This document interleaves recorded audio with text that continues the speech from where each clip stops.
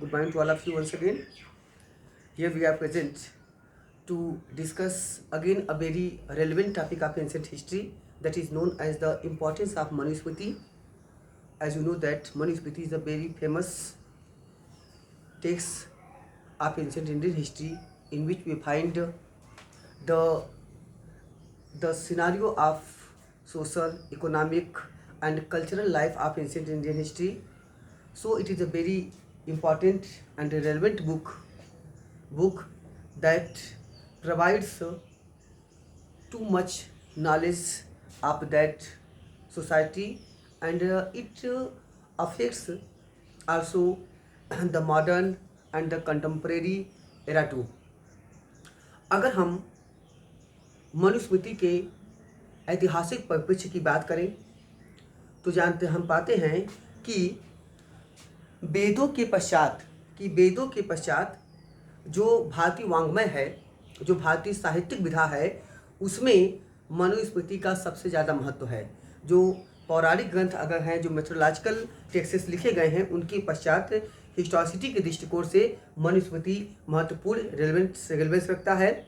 यह वस्तुतः वेदों के पश्चात स्मृतियों का महत्वपूर्ण स्थान है। स्मृति का मतलब होता है कि टू बी रिमेम्बर्ड, जो कि याद किया गया हो, जो रिमेम्बर्ड हो, ठीक है, उसके आधार पे जो कुछ लिखा गया हो, पढ़ा गया हो। ओके, तो प्राचीन भारत में बहुत सारे धर्म ग्रंथ लिखे गए, स्मृतियाँ लिखी गई, बहुत सारे हमारे साथ गृहसूत्र लिखे गए, हमारे साथ बहुत सारे अन्य विधि परक ग्रंथ लिखे गए। उनमें सबसे महत्वपूर्ण हैं आपके स्मृतियाँ प्राचीन भारत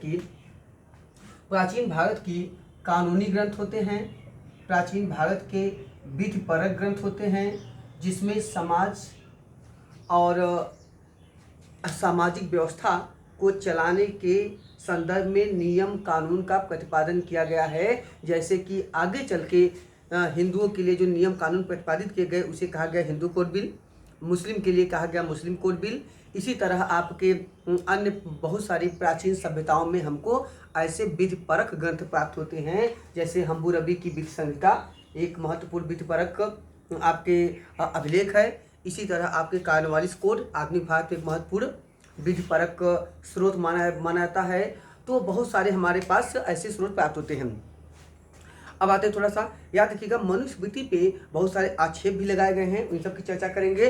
तो हम पहले चर्चा करते हैं स्मृति ग्रंथ जो हैं, इनका मूल समय यद्यप निर्धारित करना मुश्किल है, लेकिन सामान्यकरण के आधार पर जनरलाइजेशन में हम मानते हैं कि लगभग सेकेंड सेंचुरी BC से 200 ईसा पूर्व से लेकर 9th सेंचुरी AD तक प्रमुख स्मृतियों का कालखंड है। यद्यप इसके बाद भी स्मृतियाँ लिखी गई हैं। आपके पूर्व मध्यकाल में बहुत सारी स्मृतियाँ आई, जैसे देवल स्मृति आई। इसके पश्चात भी बहुत सारी स्मृति ग्रंथ पे टीकाएँ लिखी गई, जो आपके 14 शताब्दी तक उसके बाद भी हमको प्राप्त होती हैं। तो तथात मूल संरचना हमको यहाँ तक प्राप्त हो रही है। ओके, अब आते हैं दूसरा, देखते हैं इस जितने भी स्मृतियाँ लिखी गई, चाहे मनुस्मृति हो, चाहे आपके याज्ञवल्क्य स्मृति हो, चाहे नारद स्मृति हो, चाहे कात्यायन स्मृति हो, चाहे देवल स्मृति हो, जितनी भी स्मृतियाँ हैं उनका कभी कभी कालक्रम पूछता है। तो प्रमुख स्मृतियों के कालक्रम में आपके मनुयाज्ञ, नारपरा, कात्यायन एक कोड है। मनु, याज्ञवल्क्य, नारद, पराशर, ठीक है, इन सब का क्रम है, और कात्यायन। और अंतिम स्मृति जो आपके पूर्व मध्यकाल में लिखी गई उसका नाम है देवल स्मृति। स्मृतियों में लगभग सभी स्मृतियां जो हैं वह आपके पद्य में हैं। केवल विष्णु स्मृति जो है वह एक अपवाद है, एक्सेप्शनल केस है, जो कि आपके गद्य में है। तो विष्णु स्मृति आपके गद्य में है, अदरवाइज सभी स्मृतियां जो है आपके पद्य में प्राप्त होती हैं, पोएटिक फॉर्म में प्राप्त होती हैं। अब अगला आते हैं, भारतीय संदर्भ में अगर देखा जाए तो जितने भी स्मृति ग्रंथ लिखी गई हैं उनमें मनुस्मृति का महत्वपूर्ण स्थान है। मनुस्मृति भारत का प्राचीनतम स्मृति ग्रंथ माना जाता है, जिसका जो मूल समय है यह लगभग कन्फर्म तो नहीं है, लेकिन सेकेंड सेंचुरी BC से लेकर सेकेंड सेंचुरी AD के बीच माना जाता है। तो इसका समय जो है यह 200 ईसा पूर्व से लेकर 200 ईस्वी के बीच है। इस प्रकार यह मौर्योत्तरकालीन लेटर मॉडर्न फेज के कालखंड में आता है और उसी के इतिहास, संस्कृति, सभ्यता के बारे में हमारे सामने नियम कानून प्रस्तुत करता है। ओके, अगला देखते हैं। यह एक विधिपरक ग्रंथ है, यह एक कानूनी संहिता है जिसमें भारतीय सामाजिक व्यवस्था, सांस्कृतिक व्यवस्था आदि के विविध पक्षों के बारे में नियम कानूनों का प्रतिपादन किया गया है। अभी चर्चा करेंगे उनके प्रमुख विचार कौन कौन से हैं, क्या क्या है। अच्छा, यही स्मृति जो आपके विधिपरक ग्रंथ है, यह एक चीज़ और याद रखिएगा, प्राचीनता के दृष्टिकोण से अगर देखें तो विधिपरक ग्रंथों में सबसे भारत का प्राचीन ग्रंथ है Arthashastra, that was written by Kautilya. Kautilya ने लिखा है, जो कि मौर्यकालीन है। तो यह मौर्यकाल पहले आया, मौर्यकाल बाद में। तो मौर्यकालीन स्रोत है, यह भारत का प्राचीनतम विधिपरक ग्रंथ है।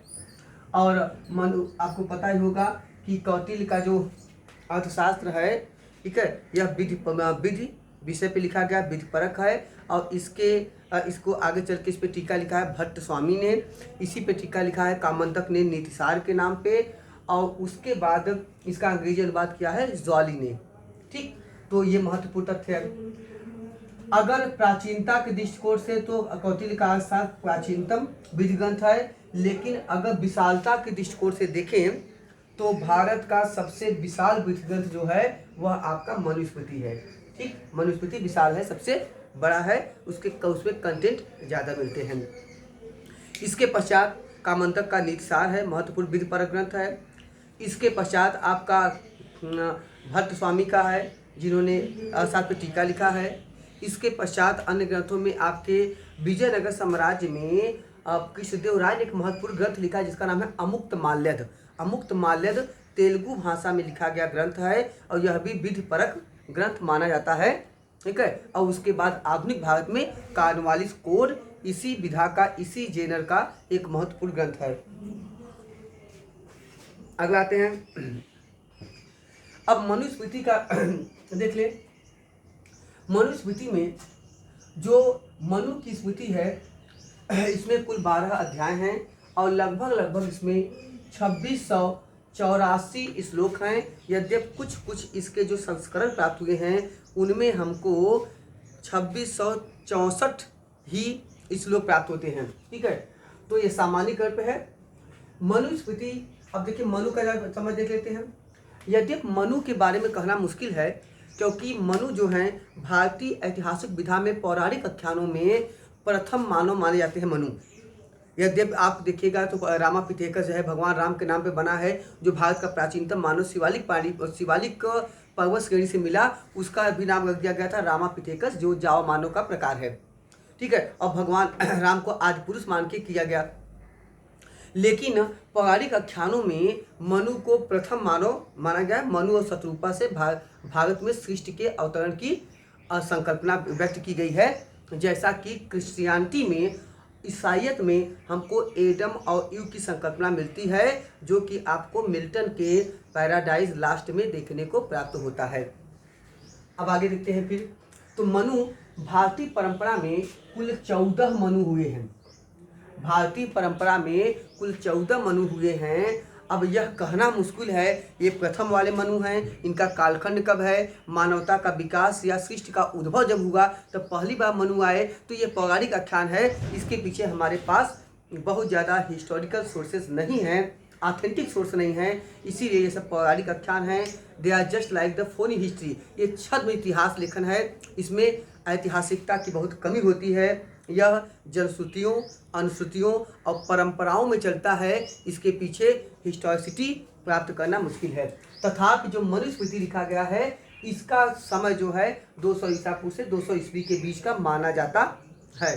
ठीक, आगे आते हैं। मनुस्मृति को आगे चलकर सबसे पहले 1776 में N.K. हेलहेड ने इसको अंग्रेजी में अनुवाद किया। उस अंग्रेजी का नाम था a code of Gentoo laws. Gentoo is related to gentle, तो a code of Gentoo laws के नाम से इसका मनुस्मृति का पहला अंग्रेजी अनुवाद हुआ है।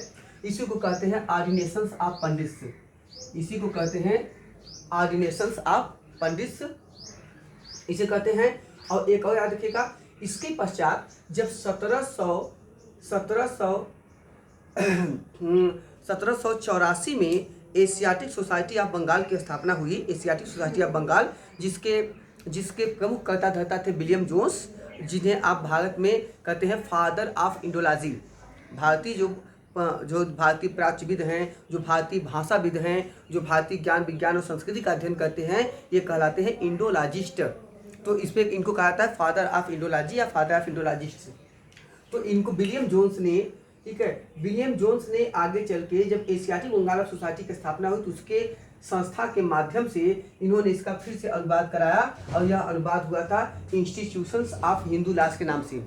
इंस्टीट्यूशंस ऑफ हिंदू लॉज के नाम से। यद्यपि एक तथ्य याद रखिएगा, जब एशियाटिक सोसाइटी ऑफ बंगाल की स्थापना हुई थी तो उस संस्था के द्वारा जो पहला ग्रंथ अनुवादित हुआ था, ट्रांसलेटेड हुआ था, वह था भगवद गीता।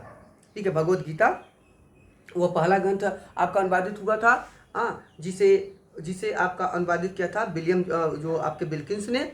और भगवद गीता का जो उन्होंने भगवद गीता का जो प्रियम्बल है, प्रस्तावना है, उसे लिखा था वारेन हेस्टिंग्स ने। ओके, आगे चर्चा करते हैं। इसके बाद फिर विलियम जोन्स ने एक और अनुवाद किया अभिज्ञान शाकुंतलम का, जिसका नाम उन्होंने रखा Shakuntala the fatal ring, Shakuntala the fatal ring के नाम से। एक और अनुवाद किया इन्होंने जयदेव के गीत गोविंद का। और आगे चर्चा करते हैं।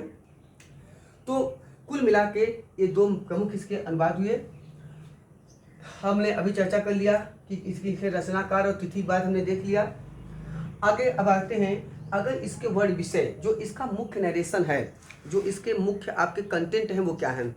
हमने चर्चा पहले किया कि कुल मिला के जो मनु के कंटेंट हैं वे भारत के सामाजिक और सांस्कृतिक व्यवस्था के विविध पक्षों से संबंधित हैं। ठीक है, तो इसमें आपके जो अगर पहले हम देखते हैं इसके वर्ड विषय, तो इस ग्रंथ में सृष्टि के उद्भव, संसार का जो नियमन हुआ, जो संसार का ओरिजिनेशन हुआ, सृष्टि के उद्भव से लेकर इसमें सामान्य जीवन से संबंधित लगभग सभी पक्षों को समाहित किया गया है और सभी पक्षों के बारे में लिखा पढ़ा गया है। सृष्टि का उद्भव कैसे हुआ, प्रथम मानव कैसे आया, इसका विकास यहाँ पर मिलता है। राज्य कैसे बना, राज्य का उद्भव कैसे हुआ, राज्य के उद्भव के संदर्भ में कौन सा सिद्धांत है। तो याद रखिएगा कि कौटिल्य और मनु दोनों ने राज्य के उद्भव के संदर्भ में सामाजिक समझौते के सिद्धांत को महत्व दिया है। यद्यपि मनु डिवाइन ओरिजिन थ्योरी की तरफ ज़्यादा आकर्षित है। मूलतः उनका सिद्धांत जो है वो डिवाइन ओरिजिन की थ्योरी है, लेकिन उनके विचारों में हमको कहीं कहीं जो होता है वह सामाजिक समझौता के प्रति भी उनका बेंट या झुकाव दिखाई देता है। ठीक है, तो मूलतः मनु को हम कह सकते हैं कि मनु ने डिवाइन ओरिजिन थ्योरी को महत्व दिया है और कौटिल्य ने आपके सामाजिक समझौता सोशल कॉन्ट्रैक्ट सिस्टम को उन्होंने महत्व दिया है। ठीक है, ये एक महत्वपूर्ण तथ्य है। आगे दूसरा देखते हैं। इसमें राजा को स्वामी और राज्य के विविध जो अवयव हैं, जो विविध उसके आर्गन्स हैं, जो अंग हैं, उनके लिए प्रकृत शब्द का प्रयोग किया गया है। तो राजा के लिए स्वामी और अन्य अवयवों के लिए, आर्गन्स के लिए प्रकृत शब्द का हमको इसमें उल्लेख मिलता है। ठीक है, तो मतलब है राज्य के जो घटक हैं, जो अवयव हैं, उनके लिए। आगे देखते हैं। इसके बाद मनु में एक और महत्वपूर्ण है, मनु वर्णाश्रम व्यवस्था के बहुत बड़े पोषक हैं। वर्णाश्रम व्यवस्था के पोषक है, जिसके अनुसार वर्ण और आश्रम वर्णाश्रम व्यवस्था के पोषक हैं और मानते हैं कि समाज को सुचारू रूप से चलाने के लिए सभी वर्णों को अपने निर्दिष्ट कर्मों को उचित तरीके से संपादित करना चाहिए और व्यक्ति को अपने वर्णानुसार, अपने वर्ण के अनुसार जीवन यापन करना चाहिए, तभी समाज सुचारू रूप से चल सकता है। समाज में वर्ण संकरता आज नहीं आएगी। तो ब्राह्मण, क्षत्रिय, वैश्य, शूद्र की जो एक परंपरागत व्यवस्था है, जिसके बारे में प्राचीनतम उल्लेख ऋग्वेद के पुरुष सूक्त में 10वें मंडल में प्राप्त होता है, उसको उन्होंने स्वीकार किया है, उसको उन्होंने माना है। तो ये वर्णाश्रम व्यवस्था के पोषक हैं, इसीलिए इनके ऊपर जातिवाद को आरोपित करने का आरोप लगाया जाता है। ठीक है, लगाया जाता है कि इन्होंने जाति व्यवस्था इनके कारण ज़्यादा ही प्रभावी हुई और उसी के कारण जो एक सोशल डिस्क्रिमिनेशन हुआ, कुछ लोग उनके ऊपर आरोप लगाते हैं। दूसरा चर्चा इसमें मुख्यतः आपके कौन है? अम्बेडकर जी, अभी चर्चा करेंगे। इस साथ ही साथ अगली व्यवस्था इनकी देखिए, इन्होंने वर्णाश्रम व्यवस्था के अंतर्गत जो जीवन यापन की व्यवस्था किया, उसमें इन्होंने सामाजिक परिप्रेक्ष्य में महिलाओं को कम अधिकार दिए। ये महिलाओं को स्त्री धन को सबसे कम अधिकार देते हैं। स्त्री धन में केवल स्त्री धन के थोड़े बहुत चीज़ों को छोड़कर उन्होंने महिलाओं को संपत्ति में कोई अधिकार नहीं दिया है। एक ये प्रॉब्लम है। दूसरी प्रॉब्लम है, इन्होंने महिलाओं को वेद अध्ययन के अनुरूप नहीं माना है। उन्होंने महिलाओं को उपनयन संस्कार का विधान नहीं किया है, तो महिलाओं को पढ़ने, वेद अध्ययन करने, उपनयन संस्कार आदि का इन्होंने विधान नहीं किया है। साथ ही साथ इन्होंने नियोग प्रथा का विरोध किया है, तो इन्होंने नियोग प्रथा को उचित नहीं माना है। नियोग प्रथा जो कि प्राचीन भारत की एक पद्धति है, तदनुसार या जिसके अनुसार अगर कोई विधवा स्त्री है, वह पुत्रहीन है, तो वह अपने सगे संबंधी या प्रथम दृष्टया अपने देवर के संसर्ग के साथ पुत्र प्राप्त कर सकती है, ताकि उसका जीवन यापन अच्छा हो सके, तो इसे कहते हैं नियोग प्रथा। तो नियोग के माध्यम से कुछ स्मृतिकारों और धर्मसूत्रकारों ने एक पुत्र प्राप्त करने की व्यवस्था की है, कुछ ने 2, किसी ने और ज़्यादा। ठीक है, तो नियोग प्रथा की इन्होंने निंदा किया है, इन्होंने इसको महत्व नहीं दिया है। शूद्रों को इन्होंने चारों वर्णों का, याद रखिएगा, शूद्रों को इन्होंने चारों वर्णों का सेवक सिद्ध किया है। ठीक है, और अगला, इन्होंने स्त्री धन में प्रथम अधिकार पुत्रियों को दिया है। लेकिन जबकि स्त्री धन का स्वरूप ही इतना कम है, स्त्री धन मतलब क्या है कि जो स्त्रियां विवाह आदि के समय सामुदायिक असामुदायिक बहुत सारे जो धन होते हैं, वे सब जो अपने विवाह आदि के समय जो ससुराल पक्ष के द्वारा और जो अपने मायके पक्ष के द्वारा प्राप्त करती हैं, उसी को केवल स्त्री धन माना गया है। तो अब मैटर ये है कि ये स्त्री धन कितना ज़्यादा होता था, वो आज भी बहुत ज़्यादा नहीं होता है 21वीं सदी में, तो उस दौर में तो और कम होता था। तो एक प्रकार से ये न के बराबर है। भाई विवाह आदि के समय कन्याओं को कौन कितना बहुत ज़्यादा तो दे नहीं देता है, कि 2-4 करोड़ तो देगा नहीं, तो ऐसे कंडीशन में समझिए न के बराबर है।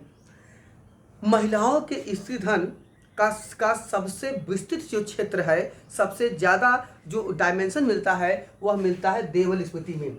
देवल स्मृति पहली ऐसी स्मृति है जिसमें स्त्रियों को अपने पति के वार्ता प्राचीन भारत की एक अवधारणा है, विचारधारा है, जिसमें कृषि, पशुपालन और व्यापार वाणिज्य शामिल होते हैं। कृषि, पशुपालन और व्यापार वाणिज्य। तो पहली बार इन्होंने, ये पहले स्मृतिकार हैं देवल, जिन्होंने महिलाओं को अपने पति के वार्ता में, मतलब उनके व्यापार व्यवसाय बिजनेस में भी समान संरक्षण देते हुए समान अधिकार दिया है और उनका भी भागीदार उनको बताया है। ठीक है, तो ये इनके बारे में महत्वपूर्ण तथ्य हमको प्राप्त हो रहा है। आगे मनु ने यद्यपि महिला संरक्षण की बात किया है, इन्होंने पत्नी की हत्या को ब्रह्म हत्या के समान माना है। ठीक है, और मनु ने कुल मिला के 2 प्रकार के शिक्षक या आचार्यों का उल्लेख किया है। एक है उपाध्याय और दूसरे हैं आपके आचार्य। उपाध्याय वे होते हैं जो शुल्क लेकर शिक्षा प्रदान करते हैं, उपाध्याय कहलाते हैं। ठीक है, और जो लोग निःशुल्क शिक्षा प्रदान करते हैं, वे कहलाते हैं आचार्य। तो इन्होंने आचार्यों के बारे में, आज के बारे में इन्होंने जानकारी दिया है। ठीक है, तो मनु के सामाजिक क्षेत्र में महत्वपूर्ण विधा का प्रतिपादन किया।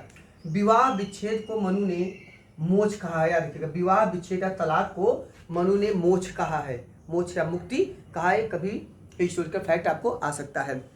ठीक, अब हम लोग आते हैं, तो इसका मतलब है कि मनु ने लगभग हर पक्षों पे, हर आयामों पे उन्होंने चर्चा किया है और नियम कानून प्रतिपादित किया है। अगर मनु और कौटिल्य के विचारों की बात करें, क्योंकि दोनों महत्वपूर्ण आपके विधि परक ग्रंथ हैं, दोनों महत्वपूर्ण विधिवेत्ता माने जाते हैं प्राचीन भारत के, उसमें देखते हैं कि दोनों जो हैं, मनु और कौटिल्य दोनों जो हैं, वर्णाश्रम व्यवस्था के पोषक हैं। ठीक, दोनों वर्णाश्रम व्यवस्था के पोषक हैं और दोनों मानव जीवन का उद्देश्य धर्म, अर्थ, काम और मोक्ष को मानते हैं। धर्म, अर्थ, काम, मोक्ष मतलब जिसमें आपको वर्णाश्रम व्यवस्था में पुरुषार्थ, वर्ण और आश्रम तीनों शामिल हो जाता है। ठीक है, आगे देखते हैं। दोनों राज्य की उत्पत्ति में सामाजिक समझौता को महत्व देते हैं। यद्यपि मनु ज़्यादातर दैवीय उत्पत्ति के पक्षधर हैं। आगे देखते हैं। दोनों दंडनीति को मानते हैं, दंडनीति को महत्व देते हैं। और अगला महत्वपूर्ण तथ्य है कि दोनों राजतंत्र को महत्व देते हैं और सर्वसत्ताधारी राज्य की बात करते हैं। दोनों राजतंत्र को महत्व देते हैं और सर्वसत्ताधारी राज्य की बात करते हैं। प्रशासन में मंत्रियों और राज्याधिकारियों, जो ब्यूरोक्रेसी होता है, जो मिनिस्ट्री होता है, इनको दोनों महत्व देते हैं कि प्रशासन चलाने के लिए राजा के सहयोगी होने चाहिए। साथ ही साथ इन्होंने दोनों लोगों ने कर व्यवस्था, टैक्सेशन सिस्टम को प्रजा हितैषी, प्रजा के लिए हितकारी और प्रजा कल्याणकारी होने पे बल दिया है। मतलब टैक्सेशन ऐसा लगाया जाना चाहिए जिससे प्रजा का संरक्षण हो, प्रजा का इसमें शोषण, एक्सप्लॉयटेशन न होने पाए। ठीक है, और वैदेशिक मामले में अगर देखा जाए, जो फॉरेन मिनिस्ट्री होता है, जो एक्सटर्नल अफेयर्स मिनिस्ट्री होता है, तो जो विदेशों से संबंध है, जिसे आप कहते हैं परराष्ट्रीय नीति, डिप्लोमेटिक रिलेशन, तो डिप्लोमेटिक रिलेशन को दोनों ने महत्व दिया है। इसके लिए दोनों ने सारगुड़ी नीति और मंडल सिद्धांत को महत्व दिया है, उसकी चर्चा दोनों लोग करते हैं। ठीक, अब आते हैं, तो ये तो विविध पक्ष रहे। अब आते हैं सबसे अन्य महत्वपूर्ण तथ्य पे, मनुस्मृति के महत्वपूर्ण टीकाकार या जिसे कहते हैं आप क्रिटिकल कमेंटेटर्स। जो क्रिटिकल कमेंट्री एक विधा है जो किसी ग्रंथ के आलोचनात्मक व्याख्या से जुड़ी होती है। किसी ग्रंथ को आधार बना के उसके आलोचनात्मक, समालोचनात्मक पक्षों पे बल दिया जाए तो उसे कहते हैं टीका, इसे कहते हैं क्रिटिकल कमेंट्री। तो इसके सबसे बड़े जो क्रिटिकल कमेंटेटर्स हैं, ये कभी कभी पूछता है कि कौन कौन हैं या कौन नहीं हैं। मनुस्मृति के सबसे प्रमुख टीकाकार जो हैं वे हैं, पहले नंबर पे आते हैं मेधातिथि। मेधातिथि आपके 9वीं शताब्दी के हैं, 9वीं शताब्दी के हैं ये मेधातिथि। 9th सेंचुरी AD के हैं। इन्होंने 2 ग्रंथ प्रमुख लिखे हैं। एक लिखा है मनुस्मृति टीका, एक लिखा है स्मृति विवेक। इन्होंने लिखा है मनुस्मृति टीका व एक और ग्रंथ लिखा है इन्होंने स्मृति विवेक। इन्होंने सती प्रथा को आत्महत्या माना है। याद रखिएगा, सती प्रथा को इन्होंने आत्महत्या माना है और इन्होंने कहा है कि शस्त्र धारण करना प्रत्येक व्यक्ति का अधिकार होता है। और आगे कहते हैं कि अन्यायी राजा का विरोध करना भी उचित होता है। जबकि याद रखिएगा, कमेंट आया है कि किस ग्रंथ में कहा गया है कि अन्यायी राजा को प्रजा द्वारा मार डाला जाना चाहिए। इसका उल्लेख मिलता है आपको महाभारत में। महाभारत में ऐसे बहुत सारे दृष्टांत हमको प्राप्त होते हैं जहाँ पे अन्यायी राजा को प्रजा ने मार डाला है। ठीक है, तो मेधातिथि एक महत्वपूर्ण है जिन्होंने दास प्रथा आज भी विस्तृत चर्चा किया है। और उद्धा भुजिष्या नामक इन्होंने दासियों का उल्लेख किया है। ऐसी दासियों का उल्लेख किया है जिसे सामंत आदि लोग, राजा महाराजा एज अ गिफ्ट रखैल के रूप में रखते थे। ठीक है, इनकी चर्चा किया है। तो ये हो गए। दूसरे नंबर पे आपके आते हैं भारुचि। भारुचि ये भी इन्होंने जो मनुस्मृति टीका लिखा है, तो ये भी महत्वपूर्ण है आपके भारुचि। और तीसरे नंबर पे सबसे अन्य फेमस है आपके गोविंदराज। गोविंदराज का समय 11वीं शताब्दी है, 1050 ईस्वी। इन्होंने एक ग्रंथ लिखा है मनवासयन सारिणी। ये कब के हैं? 1050 AD के हैं। इनका ग्रंथ है मनवासयन सारिणी। मनवासयन सारिणी इनके ग्रंथ का नाम है। ये मनुस्मृति पे टीका लिखी गई है। इसके अलावा अगले आपके हैं सबसे और फेमस एक हैं, वे हैं आपके कुल्लूक भट्ट। कुल्लूक भट्ट ने ग्रंथ लिखा है मनवर्थ मुक्तावली टीका। किसमें? मनुस्मृति पर। मनवर्थ मुक्तावली, मनवथ मुक्तावली टीका इनका है। इसके बाद आते हैं आपके सर्वज्ञ नारायण, जिनका समय 1400 ईस्वी में आता है। ठीक है, ये इन्होंने लिखा है मनवथ विवृत्ति टीका, मनवथ विवृत्ति टीका सर्वज्ञ नारायण का है, मनवथ विवृत्ति, मनवथ विवृत्ति टीका ये सर्वज्ञ नारायण का है। इसके बाद एक हैं आपके 1350 14वीं शताब्दी के नंदन, नंदन ने लिखा है नंदिनी टीका। ठीक है, ये आपके हैं। एक और देख लेते हैं, इन्होंने लिखा है, ये इनका समय है आपका 1350 AD, इनका ग्रंथ है नंदिनी टीका। ठीक, ये एक महत्वपूर्ण ग्रंथ है। इसके बाद एक आते हैं आपके राघवानंद, राघवानंद ने लिखा है मनवथ चंद्रिका, राघवानंद इनके ग्रंथ का नाम है मनवथ, मनवथ चंद्रिका। ठीक, मनवथ चंद्रिका इनके ग्रंथ का नाम है। इसके बाद एक और हैं आपके रामचंद्र हैं। ठीक, इन्होंने मनुस्मृति टीका लिखा है। और एक अन्य हैं असहाय, असहाय जो हैं ये पूर्व मध्यकाल के टीकाकार हैं, कमेंटेटर हैं। और इनकी महत्वपूर्ण विधा है कि इन्होंने 3 स्मृति ग्रंथों पर टीका लिखा है। वह है आपका मनुस्मृति, नारद और उसके बाद है गौतम। ठीक है, तो इन्होंने असहाय जो हैं इन्होंने 3 स्मृति पे टीका लिखा है। किस पे? मनु, नारद और गौतम। मनु स्मृति, नारद स्मृति और गौतम स्मृति, तीनों पे टीका किसने लिखा है?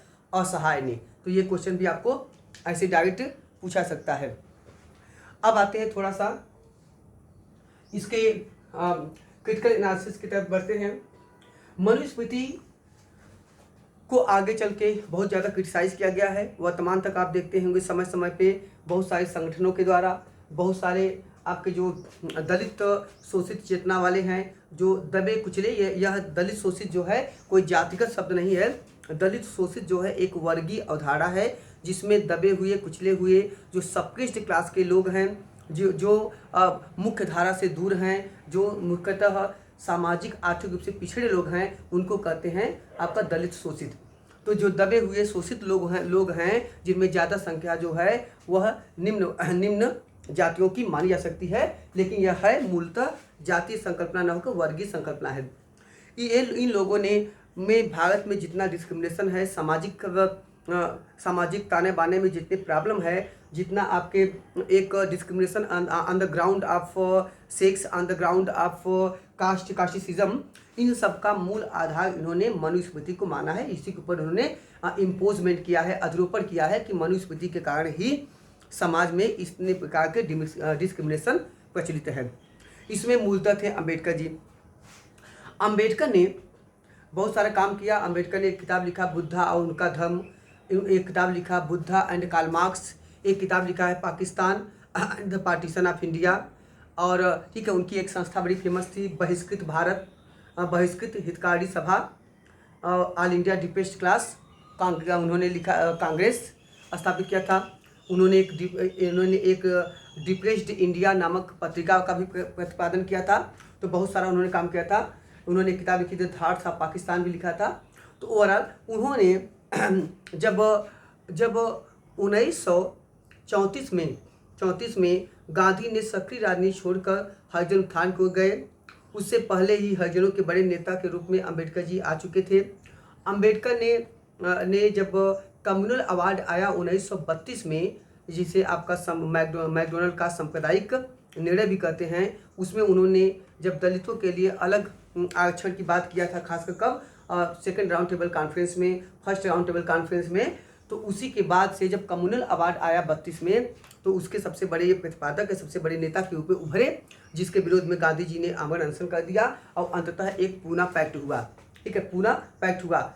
गांधी ने पूना पैक्ट के समय अम्बेडकर से कहा कि आप जन्म से अछूत हैं और मैंने अछूत होना स्वेच्छया स्वीकार किया है। ठीक, उन्होंने गांधी ही पहली बार डिप्रेस्ड क्लास वालों को उन्होंने पहली बार हरिजन नाम दिया था, भगवान के जन, भगवान के लोग। ठीक, आगे चल के चला क्या हुआ कि अंबेडकर ने सभी समस्याओं की जड़ जो है मनुस्मृति को माना और जात व्यवस्था का कारण मानते हुए इन्होंने 25 दिसंबर डेट याद रखिएगा 25 दिसंबर 1927 को इन्होंने मनुस्मृति की प्रति सार्वजनिक रूप से जला दिया। और तब गांधी ने कहा था कि अंबेडकर हिंदू धर्म के लिए एक चुनौती है। गांधी जी का कमेंट था कि अंबेडकर हिंदू धर्म के लिए एक चुनौती है। ठीक, गांधी जी का अगर जहाँ तक मत है, गांधी ने मनुस्मृति में केवल कुछ उदात्त और विरोधाभासी, कुछ अतिवादी और विरोधाभासी विचारों को केवल अस्वीकृत माना था, जो अहिंसा के विपरीत थे। अन्य सभी विधाओं को उन्होंने अस्वीकृत नहीं माना था। उन्होंने माना था इसमें वे बातें गलत हैं जो कि सोशल डिस्क्रिमिनेशन पैदा कर सकती हैं, जो थोड़ा सा विरोधाभासी हैं, कंट्रोवर्शियल हैं, जो कंट्राडिक्टरी हैं और जो थोड़े से अतिवादी हैं, एक्सेसिव नेचर के हैं। उसके अलावा इसमें ग्रंथ में कोई गलती नहीं है। ओवरऑल बाद में अंबेडकर ने 14 अक्टूबर 1956 को इन्होंने महाराष्ट्र के येवला में याद रखिएगा, महाराष्ट्र के येवला में इन्होंने लगभग 3.65 लाख लोगों के साथ, मतलब आप क्या कर सकते हैं 3.65, ठीक है, 3,65,000 लोगों के साथ इन्होंने बौद्ध धर्म स्वीकार कर लिया और हिंदू धर्म का त्याग कर दिया। और इनके समर्थकों ने कुल मिला के 22 प्रतिज्ञाएं की। इनके समर्थकों के लिए इन्होंने 22 प्रतिज्ञाएं जारी किया। और इन्होंने 13 तारीख को याद रखिएगा, 13 अक्टूबर 1956 को इन्होंने येवला में कहा था कि मैं हिंदू के रूप में पैदा हुआ हूँ। अंबेडकर का कथन है कि मैं हिंदू के रूप में पैदा हुआ हूँ, लेकिन हिंदू के रूप में मरूंगा नहीं। मैं हिंदू के रूप में पैदा हुआ हूँ, लेकिन हिंदू के रूप में मरूंगा नहीं।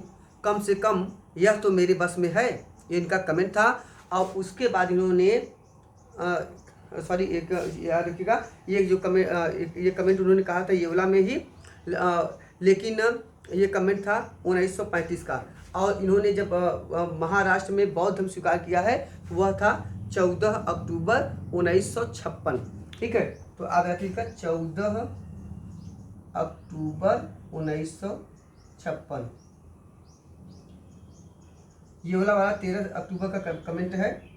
शायद हो सकता है कि साल क्लियर मैं न हूँ, इसीलिए साल को आप थोड़ा सा इग्नोर कीजिएगा। एक कमेंट है उनका, याद रखिएगा बस। ठीक है, और ये सही है कि उन्होंने बौद्ध धर्म स्वीकार किया था 56 में। तो उन्होंने इसमें क्या किया, हिंदू धर्म छोड़कर उन्होंने बौद्ध धर्म स्वीकार कर लिया। ठीक, ये इनका महत्वपूर्ण तथ्य था। इसके बाद कहा था कि 6 दिसंबर 1956 को इनकी मृत्यु हो गई। 6 दिसंबर 1956 को इनकी मृत्यु हो गई। इन्होंने जो शोध किया था वह किया था द प्रॉब्लम ऑफ रुपीस पे, इनका शोध था। तो कुल मिला के हमने बहुत सारा एस्पेक्ट पे हमने इन सब पे चर्चा किया, और हमने इन सब चर्चा में देखा कि मनुस्मृति पे बहुत सारे आरोप भी लगाए गए हैं। कुछ आरोप सही भी हो सकते हैं, कुछ गलत भी हो सकते हैं। ओवरऑल अब चूंकि वर्तमान परिदृश्य में अगर देखेंगे तो प्राचीन ग्रंथों में बहुत सारी कमियां हमको दिख सकती हैं। प्राचीन चीज़ें जो हैं वह कंटेम्प्रेरी एरा में हो सकता है उतना रेलेवेंट न हो, तथापि हम इनके रेलेवेंस से मना नहीं कर सकते हैं। वास्तव में भारतीय संस्कृति सभ्यता के ये मूल आधार रहे हैं। भारतीय संस्कृति सभ्यता, भारतीय सामाजिक व्यवस्था, संयुक्त परिवार पद्धति आदि के संदर्भ में हमारे पास यहाँ पे एक महत्वपूर्ण और विस्तृत जानकारी हमको इसमें प्राप्त होती है। तो इसलिए इनकी उपादेयता आज भी बनी है। बहुत कुछ चीज़ें वर्तमान में भी हम इसमें स्वीकार किए हैं। जब 1955 में हिंदू कोड बिल पारित हुआ, जिसमें बड़ा विवाद हुआ, और तत्कालीन हिंदू कोड बिल तत्कालीन राष्ट्रपति राजेंद्र प्रसाद जी ने भी इसका विरोध किया था, करपात्री जी ने भी इसका विरोध किया था। ठीक है, अंततोगत्वा बहुत सारे वाद विवाद के बाद 1955 में इस संदर्भ में 4 नियम पारित हुए 1955 में। और हिंदू कोड बिल में अगर स्मृतियों की बात करें तो उसमें सबसे ज़्यादा जिस स्मृति का प्रयोग किया गया, सबसे ज़्यादा तथ्य जिस स्मृति से लिए गए हैं वह मनु स्मृति न होकर वह बृहस्पति स्मृति था। याद रखिएगा, ये महत्वपूर्ण क्वेश्चन है कि हिंदू कोड बिल में सबसे ज़्यादा जो तथ्य अगर किसी स्मृति से लिए गए हैं तो वो लिए गए हैं बृहस्पति स्मृति से। और इस बृहस्पति स्मृति में कुल मिला के 14 दीवानी और 4 फौजदारी मामले जो हैं वह बृहस्पति स्मृति से लिए गए हैं। इसके अलावा अन्य स्मृतियों से, धर्मसूत्र ग्रंथों से आदि से बहुत सारे आख्यान लेके, नरेशंस लेके, बहुत सारे फैक्ट्स लेकर हिंदू कोड बिल पारित किया गया था। ओके, तो यहाँ तक इसके बारे में जानकारी हुई। Thank you to all of you once again.